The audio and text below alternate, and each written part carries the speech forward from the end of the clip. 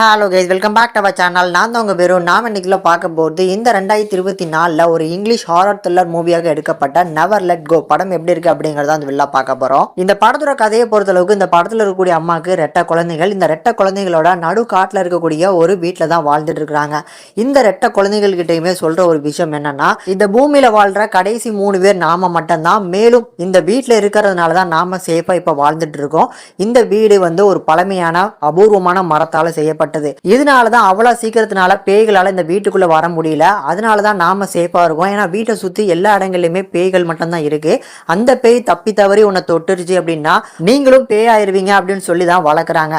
இதுல வீட்டை விட்டு வெளியில போய் ஏதாவது வேட்டைக்கு போய் சாப்பாடு கொண்டு வரணும்ல, அப்படி போகணும் அப்படின்னா வீட்டில் இருக்கக்கூடிய பேஸ்மெண்ட்ல கட்டப்பட்டிருக்க அந்த கயிறை மேலே கெட்டிக்கிட்டு தான் வெளியில போவாங்க. அந்த கயிறை எப்படியாவது அவுந்துருச்சு அப்படின்னா அந்த பேய் வந்து நம்மளை தொற்றும். திருப்பி நாமளும் பேயா மாதிரி சுத்த வேண்டிதான். மற்ற 2 பேரும் நாமளே கொலை பண்ணிடுவோம். அதனால இந்த கயத்தை என்னைக்குமே வெளியில போனா கெட்டிக்கிட்டு போங்க அப்படின்னு தான் சொல்லி வளர்க்குறாங்க.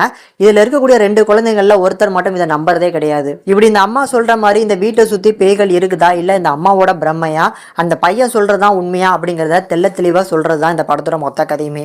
இப்ப இந்த படத்தை பொறுத்தளவுக்கு பேய் உண்மையும் இருக்கா இல்லையா அப்படிங்கிற ஒரு சஸ்பென்ஸை மெயின்டைன் பண்ணியே படத்தோட கிளைமேக்ஸ் வரைக்கும் கொண்டு போவாங்க. அதுல இந்த படத்தோட கடைசி 20 நிமிஷம் சரியான ஒரு ட்விஸ்ட். நம்ம படத்தோட ஸ்டார்டிங்ல இருந்தே அந்த பையன் சொல்ற மாதிரி தான் உண்மையும் அம்மாவுக்கு தான் மனப்பிரம அப்படிங்கிற மாதிரி தான் படம் கொண்டு போயிருப்பாங்க. நான் படத்தை ஸ்டார்ட் பண்ணி பார்க்க ஆரம்பிச்சதுல இருந்து எனக்கு தெரிஞ்சது என்னன்னா, இந்த 2 பேருமே சின்ன பசங்க. ஸோ நம்ம வந்து சின்ன வயசுல பூச்சாண்டி வாரான் பயன்படுத்தி அப்படின்னு வந்து சாப்பாடு கொடுப்பாங்கல்ல, அந்த மாதிரி இந்த 2 பசங்களும் தொலைஞ்சிடக்கூடாது அப்படிங்கிறதுக்காக கயிறை கட்டிக்கிட்டு இந்த மாதிரி பயன்படுத்தி வச்சிருக்காங்க அப்படின்னு தான் நினைச்சேன். ஆனால் ஒரு கட்டத்தில் போக போக இந்த படத்தோட சீரியஸ்னஸ் நம்மளுக்கு வந்து டென்ஷன் பில்டிங்கை கிரியேட் பண்ணுது. அதில் இந்த படத்தோட ஜம்ப்ஸ்கேரி சீனை பொறுத்தளவுக்கு நிறைய இடங்கள்ல நல்லாவே ஒர்க் அவுட்டாக இருக்குது. அதில் கண்டிப்பாக பேக்ரவுண்ட் சவுண்ட்ஸ் பெரிய சப்போர்ட்டாக இருந்திருக்கு. இந்த படத்தில் டிஸ்டர்பிங்கான நிறைய விஷுவல்ஸ் இருக்கிறனால கண்டிப்பாக ஃபேமிலியோட பார்க்க முடியாத ஒரு படம் தான். அதனால தனியாக உட்காந்து பார்த்து என்ஜாய் பண்ணுங்க. பார்த்தா கண்டிப்பாக ஒரு நல்ல படம் பார்த்த ஒரு ஃபீல் கண்டிப்பாக இறுதியில் கிடைக்கும்.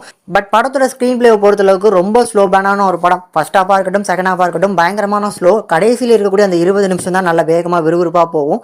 கண்டிப்பாக அந்த 20 நிமிஷத்துக்காகவே நீங்கள் பார்க்கலாம். கண்டிப்பாக ட்ரை பண்ணி பாருங்க. இந்த படத்துக்கு நம்ம சொல்ல ரேட்டிங்னு பார்க்கும்போது 5க்கு 2.7 வரைக்கும் ரேஷியோ கொடுத்துருக்கோம். கண்டிப்பாக ட்ரை பண்ணி பார்க்கலாம்.